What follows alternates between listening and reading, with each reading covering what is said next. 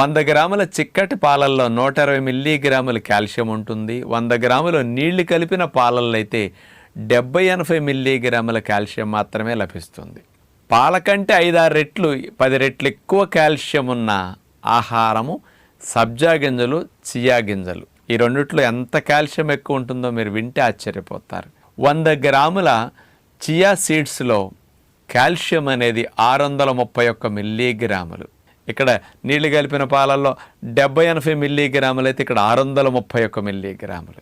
అదే సబ్జా గింజలు తీసుకుంటే 100 గ్రాముల్లో 636 మిల్లీగ్రాములు. అంటే పాల కంటే చిక్కట పాల కంటే 5-6 రెట్లు ఎక్కువ కాల్షియం ఈ రెండు విత్తనాల్లో ఉంటాయి అన్నమాట. కాల్షియంతో పాటు ఫాస్ఫరస్ కూడా మన ఎముక నిర్మాణానికి అతి ముఖ్యమైన అవసరం. అలాంటి ఫాస్ఫరస్ అనేది కూడా పాలల్లో అయితే 100 mg లోపే ఉంటుంది. అదే చియా సీడ్స్లో అయితే